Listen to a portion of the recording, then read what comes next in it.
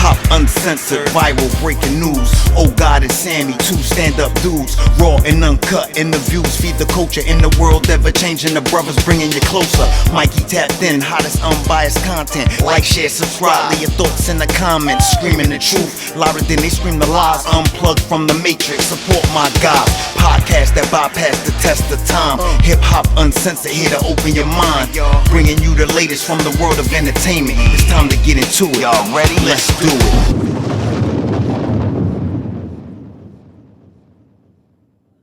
Welcome to another episode of the Hip Hop Uncensored Podcast. I'm your brother, O God, from Hip Hop News Uncensored, and sitting across from me is my co-host. What up, y'all? It's your man Sam, and CEO of Viral Hip Hop News. You're in the building for a very special edition of the Hip Hop Uncensored Podcast. We got a special guest in the building. Radio personality and author Zoe Williams is on the podcast. What's good with you, family? Good to have you on. Hey, man, thanks for having me, bro. I'm good. How y'all? Doing good, brother. Thank you. Absolutely. Doing well, man. Appreciate you coming on. Appreciate you, jumping on the phone with me last week and having that dope conversation leading up to this. Very excited to have you on, man. So how you feeling out here, man? We're in an interesting time in this world right now. It is very interesting to be Black in this world right now. So how you feeling about everything, bro, that's going on? Hey, man, to be honest, man, I'm on my Frank Lucas tip, and that is I'm staying out the way, because it is crazy, everything that's going on in the world, and I'm trying to just stay out the way, trying to keep my head low. It's just so much to wrap your head around in this world right now, as in terms of just being a Black man. So, like I said, I'm trying to stay out the way. Right. With that being said, how you feel about the hip hop industry as far as, with Kanye West and all that controversy, the Kyrie Irvings, the whole thing that's going on right now? And that seems like it's kind of a distraction, but on the other hand, it's a good conversation I think that needs to be had. What's interesting is I used to be an A&R for Loud Records and Maverick Warner Brothers. Mm-hmm. And the industry has changed so much. The industry is such a different monster right now. When I look at Kanye, I'm gonna tell you like this, man. Mm-hmm. Whenever somebody is dependent on a system to become powerful, that means that power can be taken away at any moment. See, when that power is organic, when you get the power and you build it up on your own organically, it's harder for them to silence you. It's harder for them to shut you down. But when your power is built on their participation, they can always withdraw. And you're seeing that happen right now with Kanye. They withdraw their participation, and then overnight, he loses $1.5 billion. You see what I'm saying? Right. So in one sense, it's a wake-up call for Kanye to realize, hey, man, if you're doing business with the system, they only want participants.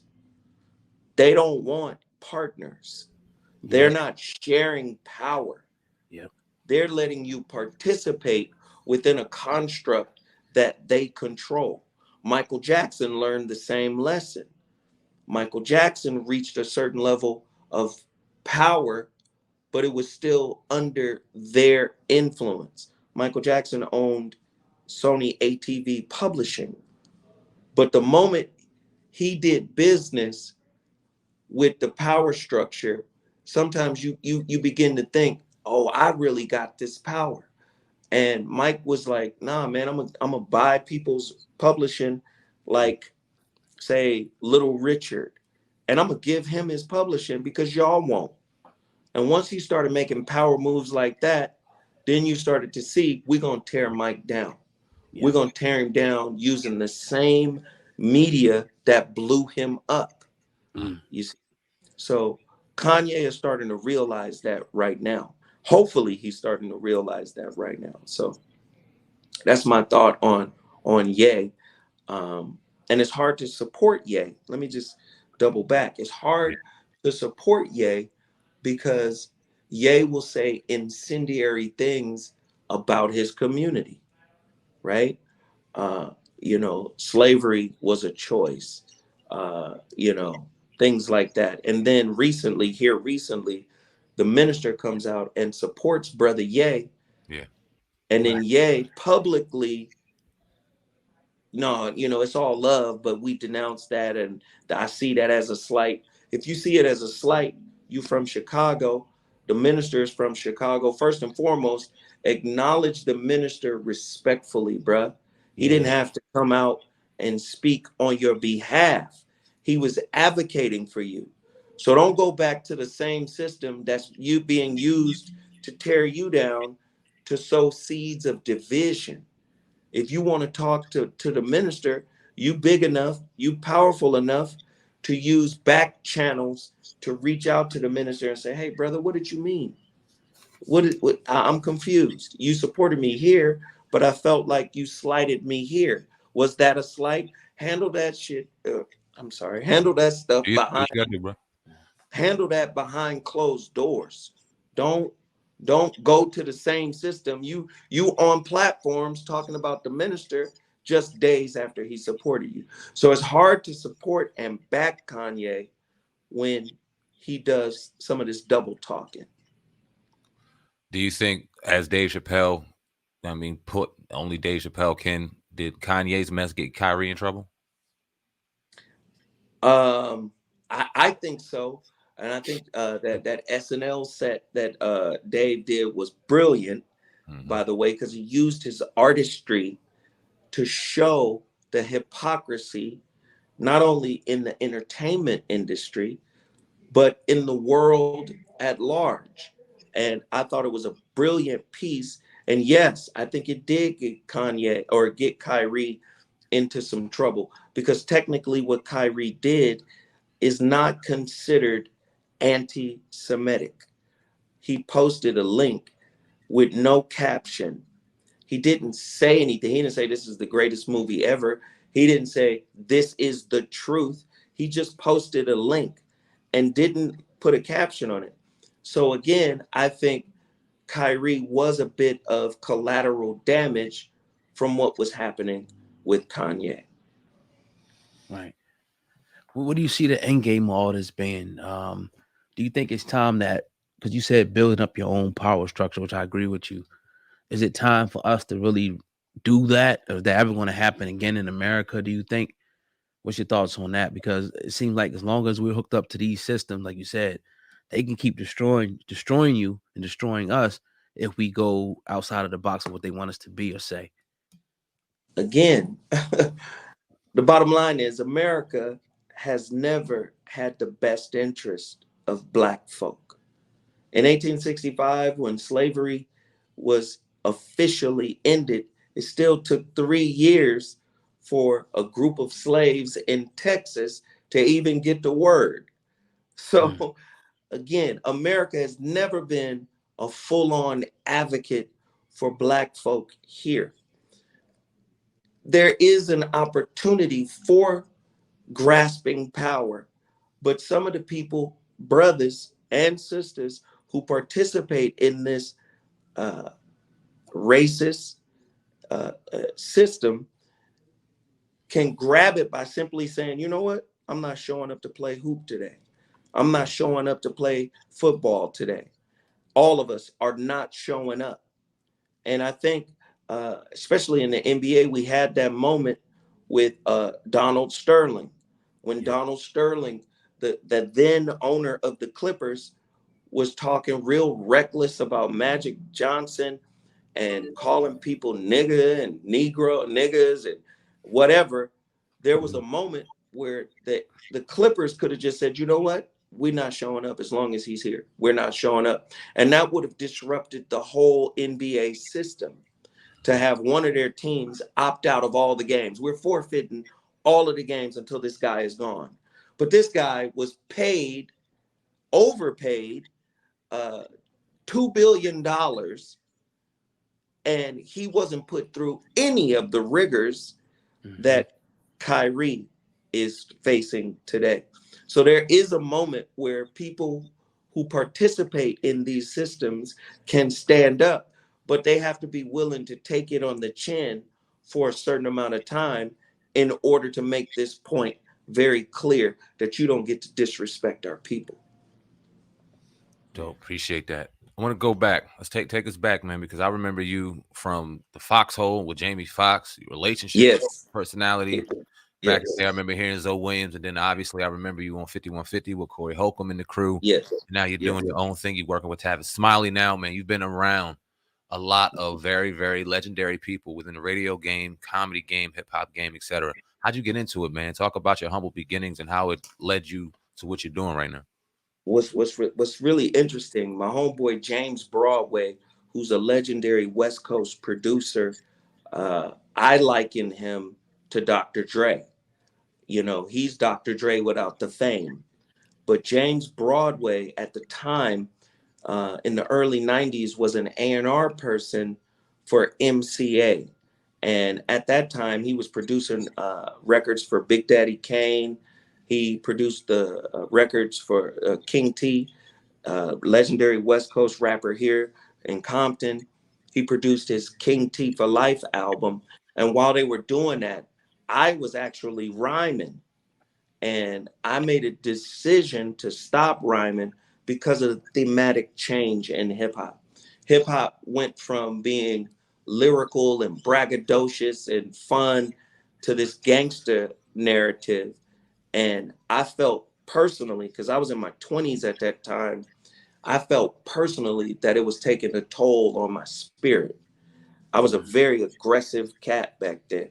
And I felt like the music contributed to that.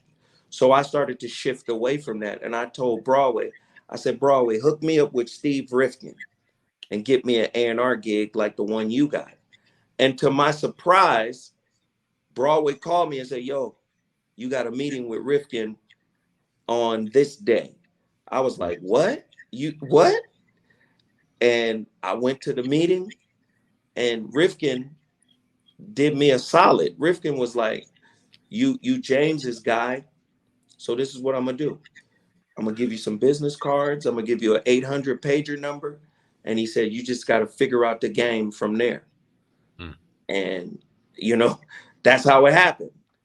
That's how it happened. I figured out the game from there. And I became an A&R person. And one of the first acts that came through was Exhibit, because Broadway was working with Exhibit at that time. Broadway and this brother named Thayod produced Exhibit's first single, Paparazzi. And back in those days, like I said, I was rhyming. Me and Exhibit used to battle and freestyle all the time. And I used to call Exhibit Fred Man, because I would push him. Because I said, Nick, you sound like Craig Mack and Redman right now. I need you to be better. Where's your voice? And I would battle Exhibit. And, you know, recently me and Exhibit hooked back up, and Exhibit was like, man, I appreciate you pushing me the way you did back in those days when you was rhyming. So that's how I got into the A&R side of the game. A few years later, you know, I shifted over to Maverick Records, working with Madonna, Freddie DeMann, Guy Osiri, all of those folk. And at the time we were working on Michelle and Dagio Cello, and what's the chick? You ought to know. What's the chick's name? She had a huge album, white lady. I forgot her name, but the record she had was called You Ought to Know. It was produced by Atlantis Morissette. Yeah. You know, so I was over there working with them at that time. And then a few years after that, I meet Jamie Foxx's manager, Marcus King. That was his manager, his then manager. And Jamie was managed by a couple. Jamie Foxx he got his name from the wife of this couple. And that was Marcus and Jamie King. If you remember the Jamie Foxx TV show, that was his name in that TV show, Jamie King. Yep. So, you know, Jamie Foxx's real name is Eric. But you know, I met Marcus King on the basketball court. We used to hoop. And then one day, Marcus was like, yo, man, Jamie Foxx is about to do this deal with Sirius XM satellite. And on the basketball court, you know, I talk mad crazy, and I'm talking crazy and reckless to these white folk. And Marcus loved that. He was like, yo, man, I'm doing this TV show called Black Men Revealed. Would you come on? And then I came on Black Men Revealed in my show with the late, great, what's my brother's name? Comedian that just died. I forgot the brother's name. Man, I'm getting old. David Arnold. Yeah. David Arnold. David Arnold was the host. And I did the TV show with him, and that was one of the highest rated shows. And then after that, you know, Marcus was like, yo, I want you to come check out the Jamie Foxx show. And this is when I first met Jamie, and that was the weirdest. Jamie's always been weird. Our relationship has always been weird, you know. But I met Jamie, and Claudia Jordan, I think Brian Shaw's wife was there. And I was sitting watching them do radio. And they had all type of Padron, and they was drinking. And it just seemed like a clusterfuck. It just seemed crazy. You feel me? It just seemed retarded what they were doing. And then finally, Jamie looked over at me after about an hour and was like, you the relationship guy, won't you come on in here and do this show? And I was like, oh, okay, cool. So I get on and I start talking, and I'm talking like it's just you and me, right? I ask a question. I said, I hear you guys in here talking about men and talking real reckless about men. And one thing is, you guys are talking about the law of attraction. And I said, wouldn't that mean you attract what you are? Like if you got bad men coming into your life, if the law of attraction is real, that means you're partly responsible for the negative experience you're getting from these guys. Now that's when it go bad. Jamie, one of the girls was like, who is this fake ass Genuine in here talking shit? You know, Claudia Jordan was like, you know, you must have some real big ass balls to be talking like that. She literally got up and walked over and grabbed my nuts, you know, wow, during this show, man. It was crazy. And like I said, man, I'm from a different place, man. I was originally born in Chattanooga. I was in the foster care system. I lived in Alton Park projects. So I'm not really one that you can talk reckless to. This is one of the issues that I've had to overcome in my life. And I say all of that to say, after a certain amount of time of them yelling and screaming, I said, all you bitches shut the fuck up. And Jamie was like, oh, what? So Jamie gets back on. Jamie gets back on the line and goes, hey, yo, we got to take a quick break, a commercial break.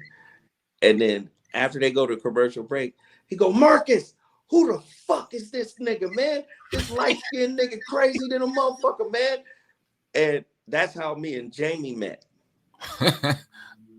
And so after a while, it took me a little bit.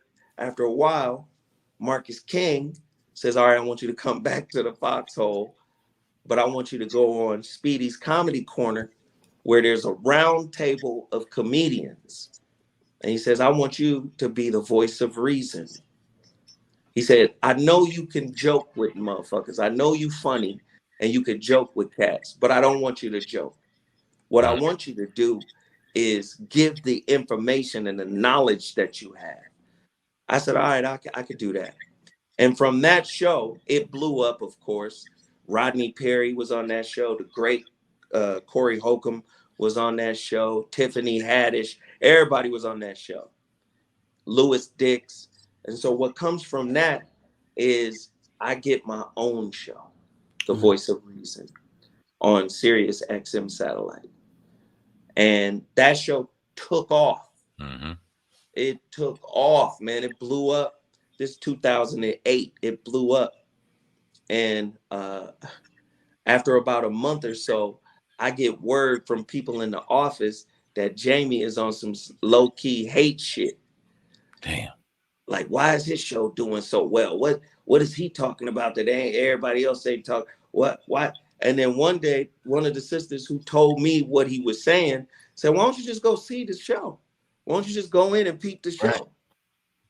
So he comes in one time with this white chick, and they sit directly behind me while I'm filming the show, recording the show.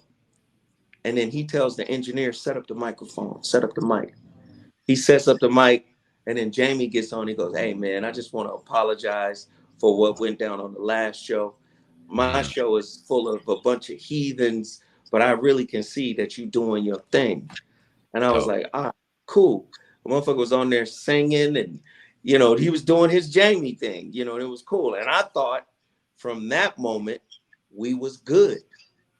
Damn. But we really wasn't good, you know, because there was a time where I go into one of the Speedy's Comedy Corner show, and I put my hand. I'm going into the they got a little refrigerator there, and I'm going to get something to drink, and I look up, and he's standing in the hallway in the doorway, and I put my hand out to him. He don't accept my hand. Wow. And then he walks away, and then he says, a room full of nothing. Damn. Oh yeah.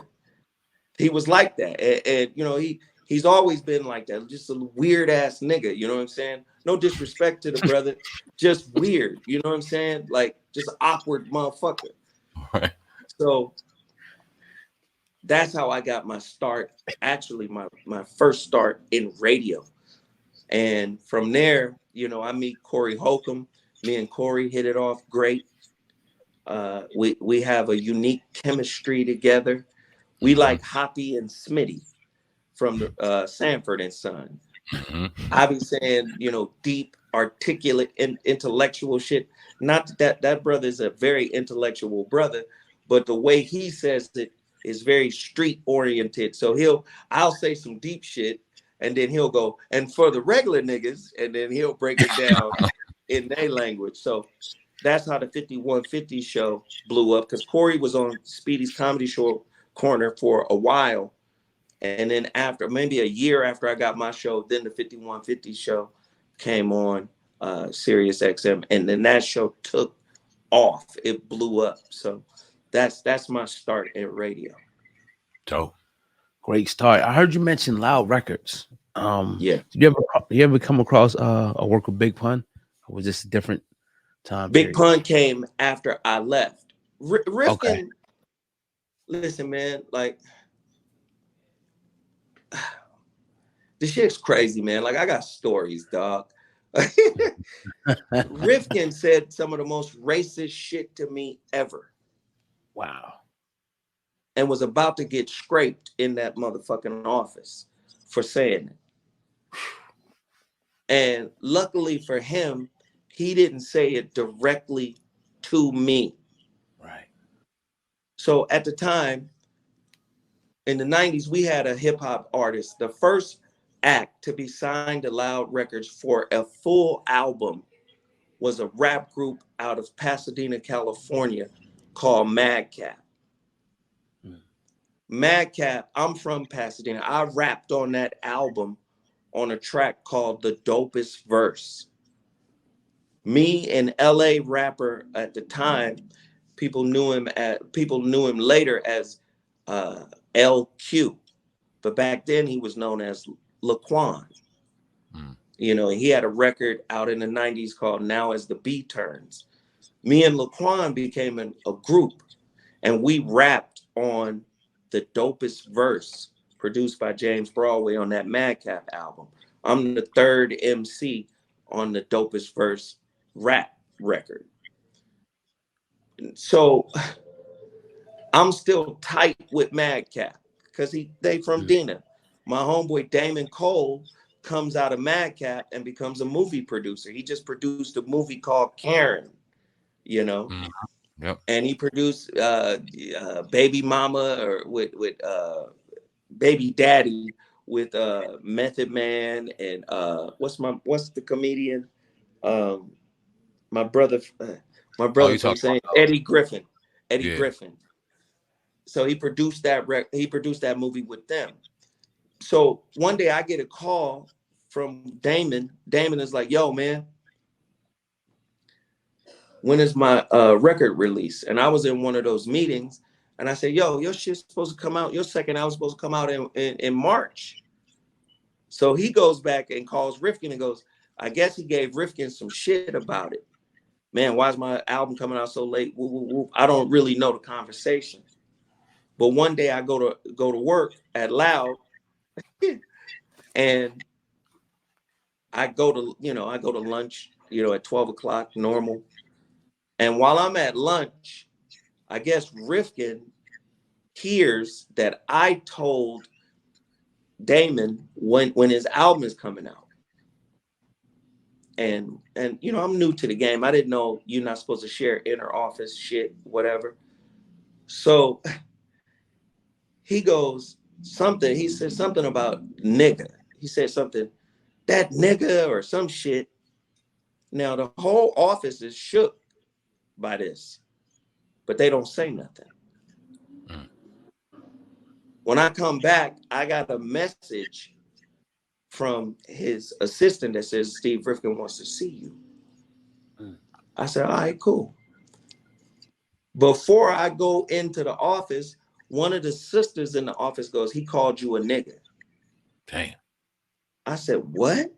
Wow. So now this is me at 24. So now I'm like, oh, really? He called me a nigga? Okay, cool. I walked right past his secretary. She's like, wait a minute, he's on. I bust right in. I go, nigga, for the $200 you paying me, that's what I was getting paid, $200 every 2 weeks to be an A&R.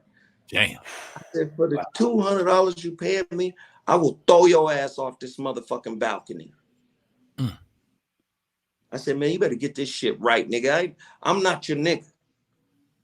I'm not one you could talk to like that. So he started backtracking. And from that moment, he was trying to get me out of Loud. And that's how I got to Maverick. He first tried to set up a meeting with me with Bob Buziak at Relativity Radio or Relativity Records. And I fucked that interview off because I was in New York hanging with my then. I mean, he's still my homeboy. I ain't even tripping like that. He's still my homie. I was hanging with Jazz-O.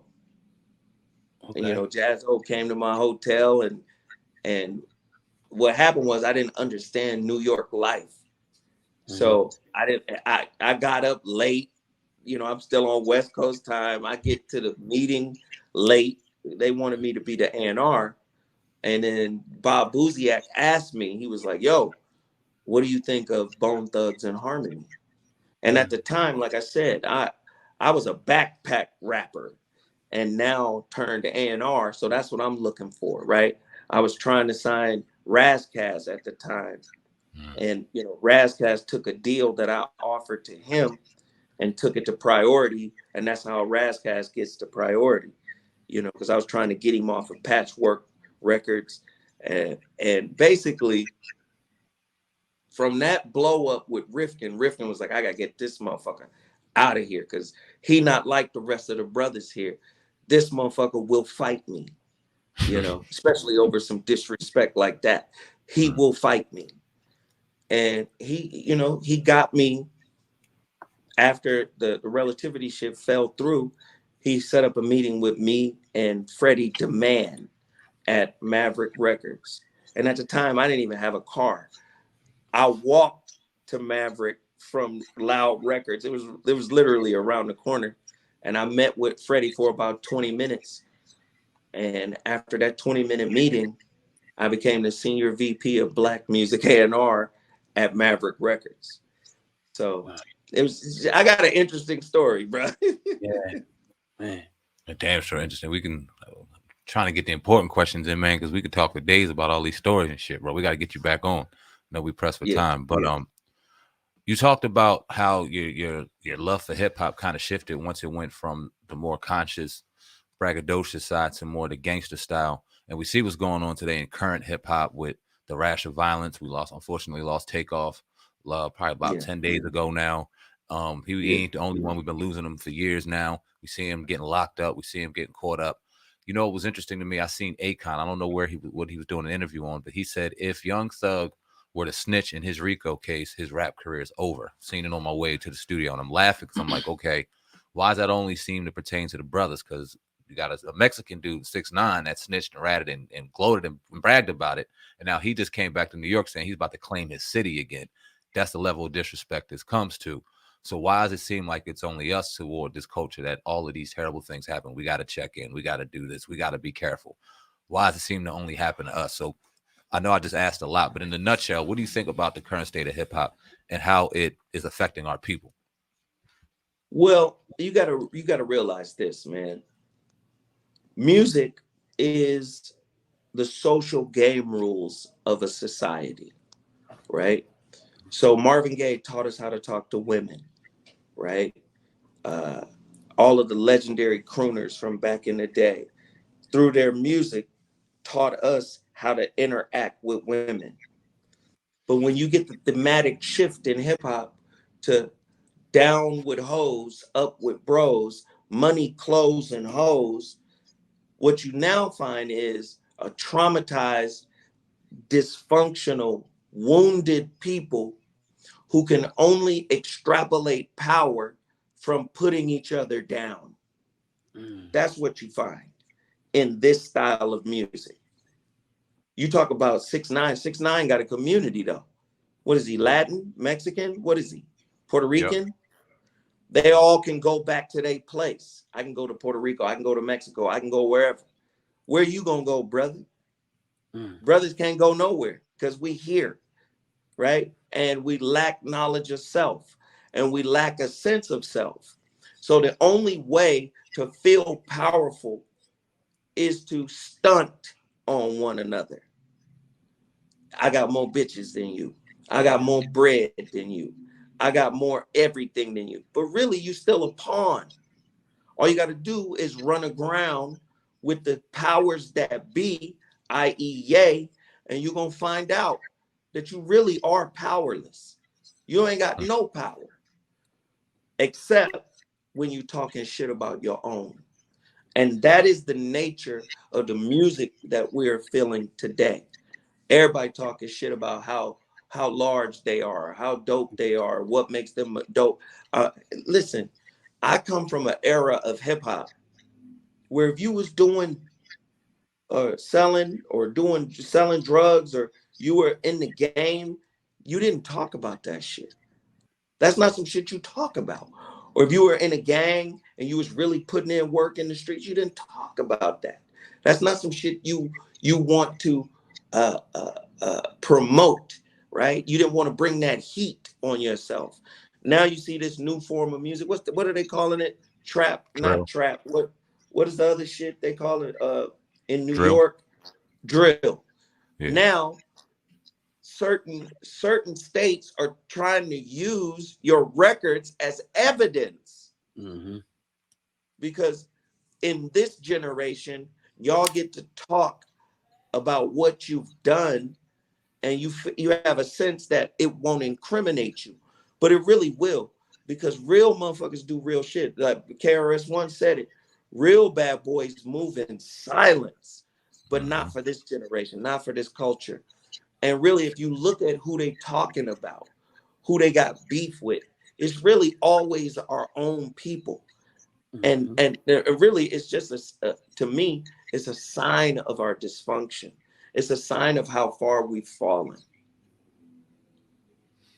Right. The deaf part of it, it seems like that. Not seems like it is a lot of artists that are dying, and not just in mainstream artists. It's even like, middle to low tier artists are being killed. Whether it be a drug overdose, most of the time they're being murdered in the street. Right. What's it going to take to kind of slow that down or eradicate that, in your opinion? Listen, man, let's just keep it a buck. Are black people Semites? Mm. Right? If we have a genetic genome that says we're related to Africa, we're related to the Middle East, we're related to Asia, we're related to Polynesia, Melanesia, Micronesia, we're related to the world. If we have that DNA that says we are Semitic, would then our music be anti-Semitic? Ooh. If according to that, hell yeah. Mm-hmm. Yes, Do you sir. feel me? Yes, sir. Right. I'm gonna tell you what it's gonna take. You gotta be able to say to the powers that be, because they take advantage of our self-hate. Nobody's talking about Jeff Bezos. Jeff, you authorized from Hebrews to Negroes. Mm-hmm. You authorized it. You make it 50%. Anybody who do business with Amazon, whether it's a CD, whether it's a movie, they taking at least 50% of the proceeds. Yep. Nobody's saying, fuck your platform, Bezos. You got, we're quicker to divest from each other. You got sisters out there saying, oh, we're part of the divestment movement. We're divesting from brothers. You got the manosphere. Brothers are saying we're not fucking with sisters. But we won't divest from the hand that feeds us. We won't even bite it. That's a fact. That's powerful. So you ask, what can we do? One of the things to do is to divest. Divest. Now, is it going to hurt if you divest? You motherfucking right. But you got to divest. It ain't going to hurt forever. How is a strong people like us afraid of pain? As much pain as we've been through, Dr. Joy DeGruy talks about it, post-traumatic slave syndrome. Mm-hmm. Right? We've been through pain. So we can go through the pain of not fucking with people who don't fuck with us. We can go through the pain of not fucking with people who take advantage of our dysfunction and our self-hate. Why don't we divest from that? Great point. Now, during our private conversation, and I won't expose all of our conversation in the world, I won't expose any of it, but you made an interesting point to me when you said that you are very reluctant to do interviews. And I appreciate you, and I didn't even tell that to my cousin, but we appreciate you coming on and even sharing your thoughts with us, because I know personally this ain't something that you do. And you gave me your reasoning, and it made me want to ask you, given the culture that we're currently in, where people can come on and basically say whatever they want on these YouTube platforms and these social media platforms, and you coming from the time of radio where it wasn't just as easy to grab microphones to say what you want and be distributed to the world. Some people use it for good, most use it for terrible shit. Mm-hmm. What's your thoughts about all of that, man? How it's evolved in the culture we currently live in with our media, in particular Black media, independent media, things like that? Well, like I said, man, most of the platforms are not owned by us. Most of the algorithms are set up to follow the drama. Yeah. YouTube is drama. YouTube, World Star, all that kind of shit. No disrespect to the brother who set up World Star, but it's based on the lowest vibrational frequency of blackness. A World Star moment is a drama moment, right? YouTube follows the same algorithm. How much money does YouTube take from your super chat? How much money does YouTube take from whatever monetization you get? 30%? 55. 55? So look at what's happening. They are profiting off of your dysfunction. But we run to that motherfucker. We support every platform that's about that fuck shit. Every one of them, right? Now you got white folks still appropriating our culture, taking things that we say, like, oh, the T. You got white shows and podcasts talking about we finna spill the tea. Where did that come from? That came from you. Yeah. It's not trademarked. It's not copywritten. But everything you create, they monetize. So when I look at today's, that's one of the reasons why I was like, man, I don't do interviews, because if you start talking real and you start sharing your perspective, the narrative is let's clip and chop and turn that into a drama moment so we could go viral. How come the truth don't go viral? Right? Your truth, not, oh, this dude is cold at the relationship game, so that means anybody can talk about relationship because this nigga ain't shit. So I'm gonna do a relationship show. Yeah. Right? Nah. What's your original POV? What makes you interesting? What makes you compelling? What have you studied? What have you read? What have you gotten into? And have you developed an original idea from it? Or are you just a glorified YouTube parrot where you're parroting what you've read as opposed to challenging what you've read so you can develop an original POV that make people want to fuck with you because of this uniqueness? Right. Wow. Yeah. Indeed, man. Yeah. My last question to you, we definitely appreciate you. Yeah. Real quick before we get out of here, you're working with Tavis Smiley. Obviously, he is a legend in this game. I heard you talking about he has a black agenda going on with the radio. I don't want to paraphrase. I'm paraphrasing right now. But speak how it is working with Tavis Smiley and his black agenda and everything, whatever you got going on too as well, brother. We'd love to hear it. So what's interesting about Tavis, what's dope about Tavis originally brought me in. I'm in my cigar lounge, my local cigar lounge. And I came here one day, and the brother of the CEO of Tavis Smiley's KBLA Talk 1580 was in here. And he said, yo, man, I'm going to get my brother on the phone right now because Tavis is looking for a sports show. I was like, I love sports. He said, I know, you be in here arguing about the shit all the time. Let me make this happen. So he connected us. The next day, me and Tavis and the CEO get on the line and say, yo, let's record a demo. I record a demo. They love the demo. And I get a sports show. But what happens is the sports show is killing. We having a great time, talk crazy. Sports show is dope. The brother that used to be the program director at the Foxhole for Jamie Foxx called them and said, hey, y'all on some bullshit. That's the coldest relationship dude in the game for radio. You got him in the wrong spot. And they were like, well, we already got somebody in that spot. And what happened was the sister went on a 2-week vacation. Tavis asked me to sit in for her, Dr. Jashana Johnson, beautiful sister, amazing sister. And she didn't really want to, I was told she didn't really want the spot because it was a daily spot. This sister, it has her own practice, and she's also a professor. Oh, yeah. And she lives far. Right. So she was on the daily situation. And then after I came on for 2 weeks and destroyed that shit. And then Tavis came back and said, hey, man, would you be interested in taking her spot permanently? And I did that. And currently, that was in March. Currently, I'm like number 1, number 2 on the channel, destroying, the talk radio relationship stuff. So it's a dope ass show. And Tavis gave me a shot. And that's where I'm at now, doing it.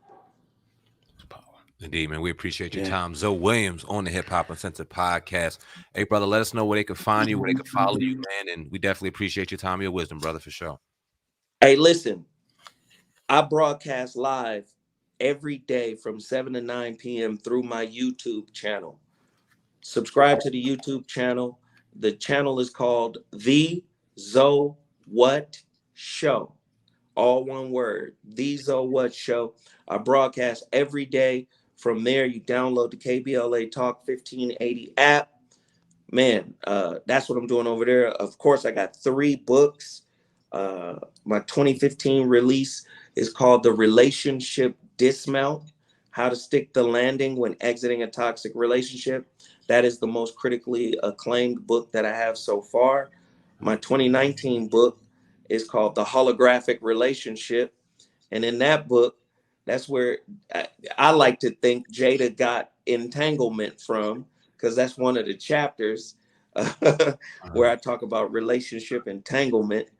And then my latest book came out October 5th of 2021 called The Shrouded Lighthouse: How to Discover the Silver Lining in Any Situation Shift. Dope ass book, man. And I'm working on my 5th book right now. So you guys can support in that way. But I appreciate you brothers for having me on.